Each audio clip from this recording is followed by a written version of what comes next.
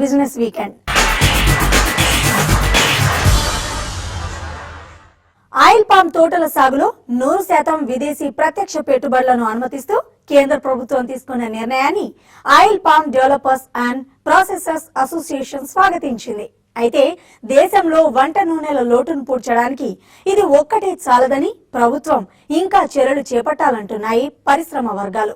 Oil palm తోటల సాగులో 100% ఎఫ్డీఐలకు కేంద్రం గ్రీన్ సిగ్నల్ ఇవ్వడంతో రైతులు హర్షం వ్యక్తం చేస్తున్నారు. అయితే రైతులను ప్రోత్సహించేందుకు దీర్ఘకాలిక ప్రాతిపదికన మరిన్ని సబ్సిడీలు ఇవ్వాలని oil palm developers and processors association కోరింది. భూ పరిమితి చట్టాల నిబంధనల నుంచి ఆయిల్ పామ్ తోటలను మినహాయించాలని, లేకపోతే ఈ రంగంలోకి ఎఫ్డీఐ ఆకర్షించడం కష్టతరమవుతుందని ఓపీడీపీఏ అధ్యక్షులు సంజయ్ గోయంకా అన్నారు. దేశంలో పామాయిల్ పరిశ్రమ అభివృద్ధి కోసం ప్రత్యేక పామాయిల్ బోర్డును ఏర్పాటు చేయాలని పరిశ్రమ వర్గాలు కోరుతున్నాయని ఆయన తెలిపారు. It's a welcome sign, and this, according to us, is the first step in the right direction. India is presently having about 200,000 hectares under oil palm, and it has a potential to reach about 2 million hectares. Now, achieving a 2 million hectares is very much possible, but it is possible with such initiatives and further policy changes by the government. We need a long-term subsidy for the benefit of the farmers. Now, today we are in a situation where the subsidy is for a short period. The subsidy keeps changing probably every 2 years. We need a long-term approach, and all this benefit is for the farmers. Be it the plant material subsidy, now be it the fertilizer subsidy, be it the irrigation subsidy, all these need to be addressed on a long-term basis. Second is we need a long-term import policy specifically for palm oil. Now, today the import policy is an edible oil policy which is not benefiting the palm oil industry at all. We need a separate palm oil policy which will take care of the needs of the farmer and the company and development of oil palm. Third is we also very strongly feel that there should be a separate oil palm board in place so that the issues that the farmers and the company face is addressed on an immediate basis, and any such issues which come up are attended to by the respective board. ప్రస్తుతం దేశవ్యాప్తంగా 5 లక్షల ఎకరాల్లో oil palm తోటలు సాగు చేస్తున్నారు. ఇందులో దాదాపు 4 లక్షల ఎకరాల్లో తోటలు ఆంధ్రప్రదేశ్, తెలంగాణలోనే సాగవుతున్నాయి. తోటల పెంపకంలో 100% ఎఫ్డీఐకి తోడు ప్రభుత్వం మరిన్ని చర్యలు తీసుకుంటే అతి కొద్ది కాలంలోనే మరో 20 లక్షల హెక్టార్లను ఆయిల్ పామ్ సాగులోకి తీసుకువచ్చే అవకాశం ఉందని ఓపీడీపీఏ అంటోంది. ఆయిల్ పామ్ పరిశ్రమ ఇప్పటికే 20,000 మందికి ఉపాధి కల్పిస్తోంది. మరో 2 లక్షల ఉద్యోగాలను కల్పించే సత్తా ఈ రంగానికి ఉందని ఓపీడీపీఏ అధ్యక్షులు సంజయ్ గోయంకా అంటున్నారు. Palm oil has the highest productivity as compared to any other edible oil bearing crop. The closest edible oil bearing crop gives a productivity of a maximum of 1 ton of oil per hectare. Oil palm gives 5 tons of oil per hectare. So this is where the importance of palm oil lies. Oil palm can only change the entire edible oil scenario in the country. Oil palm can only reach a stage of self-sufficiency in the country. It's an import substitute, and it also goes very well with the Prime Minister's Made in India concept. And once it reaches a 2 billion hectareage, it can save India a valuable foreign exchange to the tune of almost USD 10 billion. So that is the potential that oil palm possesses. Add to this, it can also create jobs to the extent of almost 200,000 people. Now, that is a kind of job creation that this can do. Indonesia, Malaysia దేశాల నుంచి దిగుమతిని కట్టడి చేసేందుకు palm oil దిగుమతి కోసం ప్రత్యేక విధానం రూపొందించాలని, దేశీయ ఆయిల్ పామ్ రైతులు సరైన గిట్టుబాటు ధర కల్పించాలని పరిశ్రమ వర్గాలు కోరుతున్నాయి. అంతర్జాతీయ ఔషధ తయారీ సంస్థ ఆస్ట్రాజెనకాపై హైదరాబాద్ కు చెందిన ఫార్మా దిగ్గజం డాక్టర్ రెడ్డిస్ కౌంటర్ పిటిషన్ వేసింది. నెక్సియం కు జనరిక్ వెర్షన్ తయారీ విషయంలో పర్పుల్ కలర్ ను డాక్టర్ రెడ్డిస్ వాడకంపై అభ్యంతరం తెలుపుతూ ఇటీవలే ఆస్ట్రాజెనకా కోర్టులో దావా వేసింది. మార్కెట్ లో పర్పుల్ పిల్ గా ప్రాచుర్యం పొందిన నెక్సియం జనరిక్ వెర్షన్ కూడా ఇదే రంగులో మార్కెట్ లోకి విడుదలైతే సంస్థ విక్రయాలకు గండి పడుతుందన్న భయంతో ఆస్ట్రాజెనకా ఈ విషయంపై అభ్యంతరం తెలిపింది. దీంతో యుఎస్ మార్కెట్ లో నెక్సియం జనరిక్ వెర్షన్ విక్రయాలను తాత్కాలికంగా నిలిపివేయాలంటూ ఈ నెల 10న రెడ్డిస్ కు US district court of Delaware ఆదేశాలు జారీ చేసింది. జనరిక్ ఔషధ తయారీలోనూ సంస్థ పర్పుల్ కలర్ వాడబోతున్నట్లు ఆస్ట్రాజెనకాకు ముందే తెలుసునని డాక్టర్ రెడ్డిస్ కౌంటర్ పిటిషన్ వేసింది.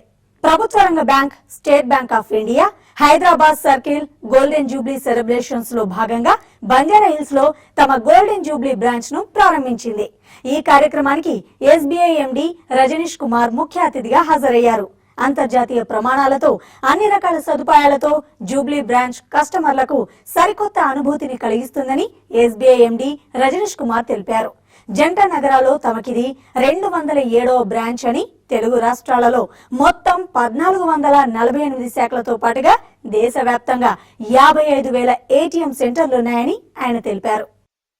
We are celebrating 50th year of opening of our local head office at Hyderabad. I am very pleased to be here. This branch, as you can see, it is a top class branch and it will meet any international standards. I have been in UK, Canada, but this kind of branches and this thing. So State Bank is constantly now endeavoring to upgrade itself. We provide physical service, the people who want to be served, and we provide automated services in e-corner. And this branch we will ensure that the waiting time is not more than 10 minutes. They will provide top class service to the customers. అమెరికాకు చెందిన software as service sauce సేవలందించే inside view భారత మార్కెట్లో విస్తరణపై దృష్టి పెట్టింది. Hyderabad development centre లో ప్రస్తుతం 200 మంది పనిచేస్తున్నారని, సిబ్బంది సంఖ్యను ఏటా 20% పెంచాలని భావిస్తున్నామని ఇన్సైడ్ వ్యూ ఎండీ శేషారావు తెలిపారు. అయితే గత కొన్నేళ్లుగా భారత మార్కెట్లో వార్షిక అమ్మకాల్లో 500% వృద్ధిని నమోదు చేస్తున్నామని, డెవలప్మెంట్ సెంటర్ విస్తరణ కార్యకలాపాల కోసం వచ్చే 3 ఏళ్లలో 165 కోట్ల రూపాయల మేరకు నిధులు సమకూర్చుకోవాలనుకుంటున్నట్లు ఆయన తెలిపారు. బిగ్ డేటా మార్కెట్ అనేది చాలా హ్యూజ్ మార్కెట్, చాలా పెద్ద మార్కెట్. మా దగ్గర ఒక 20 million companies and contacts database ఉంది. ఈ 20 million contacts company and contacts database కి we match about 2 million to 3 million articles, news articles that enter into our database every day. So 2 to 3 million ante it is almost 80,000 articles per hour. Every hour 80,000 news articles వస్తాయన్నమాట. So ఈ వచ్చిన news articles అన్ని మేము మా దగ్గర ఉన్న 20 million companies తో match చేసి ఏ ఆర్టికల్ ఏ కంపెనీకి సంబంధించింది అని డిటర్మిన్ చేసి అది మా 5 lakhs యూజర్స్ కి డిస్ట్రిబ్యూట్ చేస్తాం. విద్యుత్ సరఫరా నష్టాలు తొలగించడానికి నిపుణులతో కలిసి అసబాను టెక్నాలజీ సర్వీస్ ఓ సెమినార్ ను నిర్వహించింది. ప్రస్తుతం ఢిల్లీ మెట్రో రైల్ కు తాము విద్యుత్ టెక్నాలజీని అందిస్తున్నామని, హైదరాబాద్ మెట్రో రైల్ ప్రాజెక్ట్ కూడా తామే టెక్నాలజీని అందించనున్నట్లు అసబాను టెక్నాలజీ సర్వీస్ ప్రకటించింది. యూకే, జపాన్ లోని కంపెనీలతో పాటు ఏబీబీ, ఎల్ఎన్టీ తదితర సంస్థలకు సేవలు అందిస్తున్నట్లు, త్వరలోనే తమ సేవలను విస్తరించనున్నట్లు కంపెనీ ప్రెసిడెంట్ రామభద్ర తెలిపారు. ఈ Delhi metro project, Telangana state లోనేమో ఈ శ్రీశైలం ప్రాజెక్ట్, తర్వాత ఇప్పుడు హైదరాబాద్ మెట్రో ప్రాజెక్ట్, ఈ ప్రాజెక్టులో మేము పనిచేస్తున్నాము. ఈ మా ప్రత్యేకత ఏంటంటే జపాన్ కంపెనీలతో కలిసి ఈ భారతదేశంలో పనిచేస్తూ ప్రాజెక్టులు టైంలోను అనుకున్న కాస్ట్లోను కంప్లీట్ మంచి క్వాలిటీతో అవటానికి ప్రయత్నాలు చేస్తున్నాము. తర్వాత మేము దాంట్లో ఫలించాం. పవర్ ట్రాన్స్మిషన్ మెట్రో ప్రాజెక్టుల్లో మేము పనిచేస్తున్నాము. దానికి సంబంధంగా ఏ విధంగా ఈ 3 ప్రాజెక్టులు 23 ఏరియాస్లోను మన చుట్టుపక్కల ఉండే ప్రదేశాల్లో కాలుష్యం లేకుండా అభివృద్ధి సాధించడం వీలవుతుంది అనేది మీద ఫోకస్ చేసాం. బిజినెస్ వీకెండ్ లో ఇప్పుడు స్మాల్ బ్రేక్ తీసుకుందాం.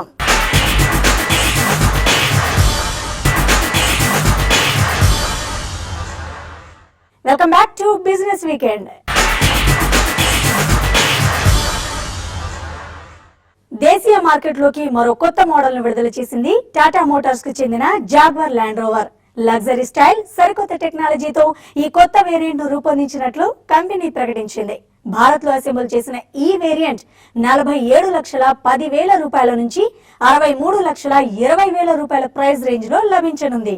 చిన్న ఎల్ఈడి ఫ్యాగ్ ల్యాంప్స్, కొత్త ఎల్ఈడి టెయిల్ లైట్లు, roof lip spoiler, LED break light, head up display వంటి ప్రత్యేకతలను ఈ వెహికల్ కలిగి ఉంది. ఎగ్జిక్యూటివ్ సెగ్మెంట్ బైక్ కేటగిరీలో కొత్త మోడల్ ను హోండా మోటార్స్ మార్కెట్లోకి విడుదల చేసింది.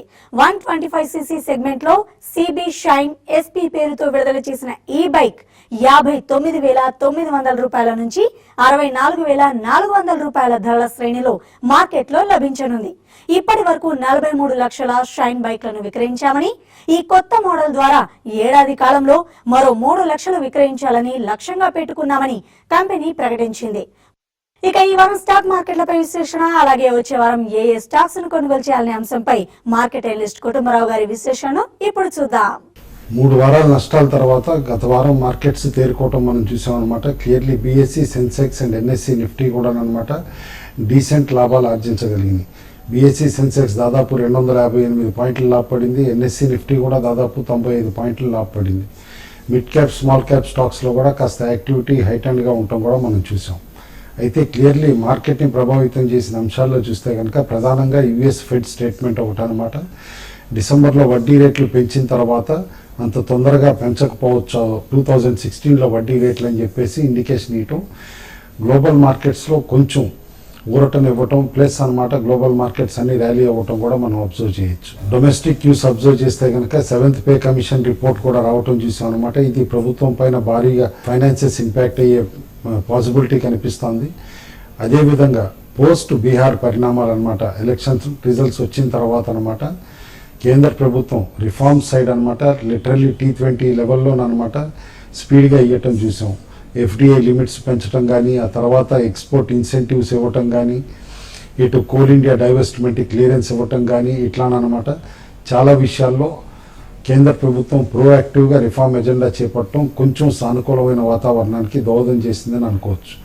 బట్ ఓవరాల్గా మార్కెట్స్లో మాత్రం క్లియర్లీ వచ్చే పార్లమెంట్ సెషన్లో కేంద్ర ప్రభుత్వం బిల్స్ పాస్ చేసుకోగలుగుతుందా, ఎందుకంటే ఇప్పుడు అపోజిషన్ అంతా ఉమ్మడిగా నిలబడే పాసిబిలిటీ ఉంది కాబట్టి బీహార్ ఎలక్షన్ రిజల్ట్స్ తర్వాత జిఎస్టీ బిల్ లాంటి క్రిటికల్ బిల్స్ అనమాట తొందరగా పాస్ చేసుకోగలుగుతుందా అనే అనుమానాలు కూడా ఉండటంతో మార్కెట్స్ ఆచితూచే అడుగులేస్తుంది ఎక్కడి నుంచి అని చెప్పేసి అని అనుకుంటున్నాం. ఓవరాల్గా గ్లోబల్ క్యూస్ స్టేబుల్గా ఉన్నాయి కాబట్టి వన్స్ యూఎస్ ఫెడ్ స్టేట్మెంట్ అయిపోతే మేబీ మార్కెట్స్ అనమాట స్టేబుల్గా ఉండొచ్చు అని చెప్పేసి అని అనుకుంటున్నాం. క్లియర్లీ రేంజ్ బౌండ్ యాక్టివిటీ ఉండొచ్చు నెక్స్ట్ 1 to 2 వీక్స్ వరకు కూడా మార్కెట్స్లో, అన్లెస్ కాంక్రీట్ ఇండికేషన్స్ అనమాట కేంద్ర ప్రభుత్వం నుంచి వస్తే తప్పితే మార్కెట్స్ ఇక్కడి నుంచి షార్ప్గా ర్యాలీ అయ్యే పాసిబిలిటీ కావడం కనపడట్లేదు. అదేవిధంగా షార్ప్ డౌన్ ట్రెండ్ ట్రిజర్ అవడానికి కూడా మేజర్ రీజన్స్ కనపడట్లేదు. ఇప్పుడు Q2 ఫలితాల సీజన్ కూడా అయిపోయింది కాబట్టి మార్కెట్స్ దృష్టి అంతా కూడా only global cues and winter session పైన ఉంటుందన్నమాట. కాబట్టి అప్పటి వరకు ఇన్వెస్టర్స్ కూడా Q2 ఫలితాలను బట్టి గుడ్ క్వాలిటీ స్టాక్స్ అనమాట అక్యుములేట్ చేసుకోమని, విజిబిలిటీ ఆఫ్ ఎర్నింగ్స్ కూడా ఉన్న స్టాక్స్ని చూసి అక్యుములేట్ చేసుకోమని సజెస్ట్ చేస్తాం. ఫ్రెష్ షార్ట్స్ మాత్రం అప్పుడే అటెంప్ట్ చేయొద్దని అంటాం, ఎందుకంటే క్రిటికల్ లెవెల్స్ లైక్ 7,700 కింద కంటిన్యూస్గా నిఫ్టీ నిలబడితేనే అప్పుడు ఫ్రెష్ షార్ట్స్ ఇనిషియేట్ చేయాలి. But otherwise buy at lows and sell on rallies అన్న స్ట్రాటజీనే ఇప్పటికే అడాప్ట్ చేయమని చెప్పేసి చెప్తాం. ఇటు ఇండెక్స్ టెక్నికల్స్ చూస్తే కనుక క్లియర్లీ 25,600 లెవెల్ దగ్గర స్ట్రాంగ్ సపోర్ట్ ఉందన్నమాట బీఎస్సీ సెన్సెక్స్కి. అదేవిధంగా 7750కి చేరువుగానమాట ఎన్ఎస్సీ నిఫ్టీకి కూడా స్ట్రాంగ్ సపోర్ట్ ఉంది. ఆ లెవెల్స్ కనుక బ్రేక్ అయితే కనుక డౌన్ సైడ్ తిరిగి రీసెంట్ లోస్ అయితే ఉన్నాయో ఈ టెస్ట్ చేసే పాసిబిలిటీని రూల్ అవుట్ చేయలేం. అదేవిధంగా అప్ సైడ్ చూస్తే కనుక 26,150 దగ్గర స్ట్రాంగ్ రెసిస్టెన్స్ ఉంటుంది బీఎస్సీ సెన్సెక్స్కి అండ్ ఎన్ఎస్సీ నిఫ్టీకి కూడా 7950 దాటటమేనమాట స్ట్రాంగ్ సెల్లింగ్ ప్రెషర్ ఎమర్జ్ అయ్యే పాసిబిలిటీని రూల్ అవుట్ చేయలేం. కాబట్టి వీకర్ స్టాక్స్లోనమాట బల్జెస్ వచ్చినప్పుడు అంటే షార్ప్ ర్యాలీస్ వచ్చినప్పుడు మాత్రం ఎగ్జిట్ అవ్వమని చెప్పేసి క్లియర్గా సజెస్ట్ చేస్తున్నాం. ఇటు సెక్టార్స్ వైస్ చూస్తే బై అండ్ లార్జ్ అనమాట అన్ని సెక్టార్స్ రేంజ్ బౌండే ఉన్నాయి విత్ అనమాట height and activity. 7th pay commission report వచ్చిన తర్వాత FMCG, consumer durables, capital goods స్టాక్స్లో కొంచెం కనిపించింది. ఆటో స్టాక్స్లో కూడా కాస్త బయింగ్ ఇంట్రెస్ట్ కనిపించింది. పబ్లిక్ సెక్టార్ బ్యాంక్స్ కూడా స్టేబుల్గా ఉండటం గమనార్హం అనమాట.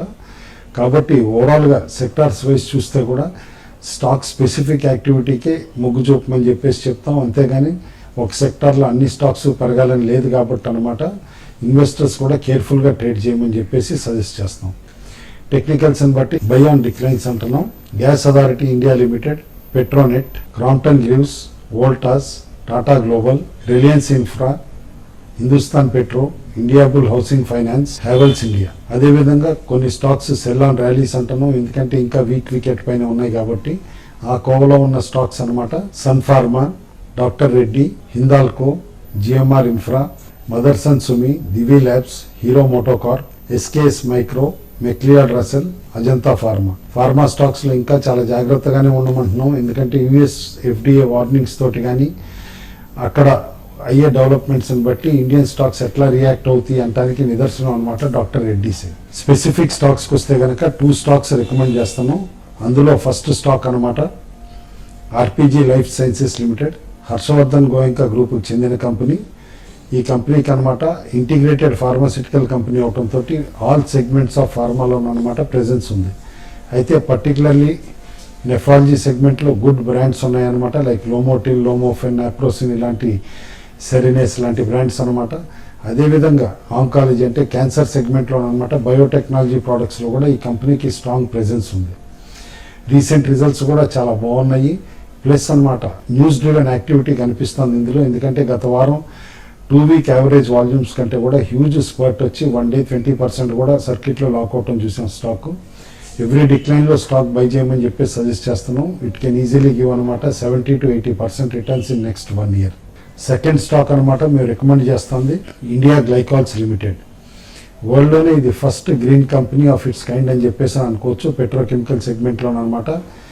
ఎందుకంటే ఎక్కువగా ఈ కంపెనీ ప్రోడక్ట్స్ అన్నీ కూడా అనమాట ఇటు మొలాసిస్ ఈ బేస్డ్ కాబట్టి అనమాట ఎన్వైరన్మెంటల్ ఫ్రెండ్లీ కంపెనీ కింద ట్రీట్ చేయొచ్చు. ఇన్ఫ్యాక్ట్ అనమాట ఎథిలిన్ ఆక్సైడ్ అండ్ ఇట్స్ డెరివేటివ్స్లో ఈ company first company in the world అనమాట ఇటు ఎన్వైరన్మెంటలీ కాన్షియస్ రూట్లోనమాట డెవలప్ చేయటం. కాబట్టి ఈ కంపెనీకి గుడ్ బ్రాండింగ్ కూడా స్లోగా గ్లోబల్లీ డెవలప్ అవుతుంది. అండ్ ఈ కంపెనీకి అనమాట portable alcohol and ఇతర్ speciality chemicals వీటన్నిటిలో కూడా స్ట్రాంగ్ ప్రెజెన్స్ ఉంది. అండ్ రిజల్ట్స్ కూడా చూస్తేనమాట గత 2 quartersలో టర్న్ అరౌండ్ పెర్ఫార్మెన్స్ చూపించింది. కాబట్టి కంపెనీకి ఇక్కడి నుంచి ఇంకా మంచి రోజులు ఉన్నాయని చెప్పేసి అని అనుకోవచ్చు. స్టాక్ నెక్స్ట్ 1 yearలో డబ్లింగ్ అవ్వచ్చు అని చెప్పేసి కూడా రికమెండ్ చేస్తాను. బులియన్ మార్కెట్కి వస్తే బంగారం కానీ వెండి కానీ అనమాట రేంజ్ బౌండ్గానే ఉన్నాయి. ఇన్ఫ్యాక్ట్ బంగారం అనమాట at 1 stage internationally 6 years lowest లెవెల్కి టచ్ అయిన తర్వాత యూఎస్ ఫెడ్ స్టేట్మెంట్ తోటి కొంచెం తేరుకుని 2 రోజులు లాభాలు తెచ్చుకోగలిగింది. ఇండియన్ మార్కెట్స్కి వస్తే కనుక బంగారం 24,800 నుంచి 25,600 ఆర్ 25,800 లెవెల్స్లో మూవ్ అవ్వచ్చు అని చెప్పేసి అని అనుకుంటున్నాం. అదేవిధంగా సిల్వర్ కూడా 32,500 to 35,500 లెవెల్స్ మధ్యలో ట్రేడ్ అవ్వచ్చు. బట్ స్టిల్ అనమాట ఓన్లీ డాలర్కి లింక్ అయ్యి ఉందన్నమాట ఇంటర్నేషనల్ మార్కెట్స్ తోటి ఇన్ఫ్లుయెన్స్ అవుతుంది. కాబట్టి సెల్ ఆన్ ర్యాలీస్ అని అంటాం ప్రెషియస్ మెటల్స్, ఎందుకంటే ఈ లెవెల్స్ సస్టైన్ అవుతాయి అని డౌట్ఫుల్గానే ఉంది. ఇంకా బేస్ మెటల్స్ అయితే చూసాం చైనీస్ ట్రెండ్స్ తోటి అనమాట ఇంకా కూడా మార్కెట్లో బాగా వీక్గా ట్రేడ్ అవటం. In fact couple of base metals 5 to 6 year lows కూడా టచ్ అవటం చూసాం. ఇప్పటికీ కూడా సెల్ ఆన్ ర్యాలీస్ అని అంటాం బేస్ మెటల్స్, ఎందుకంటే ఫర్దర్ వీక్నెస్ క్లియర్గా కనిపిస్తుంది కాబట్టి. ఇవి ఈ వారం బిజినెస్ వీకెండ్ విశేషాలు. వచ్చే వారం మరిన్ని బిజినెస్ వార్తలతో మళ్ళీ కలుద్దాం. చూస్తూనే ఉండండి వాస్తవాలకు ప్రతిరూపం TV5.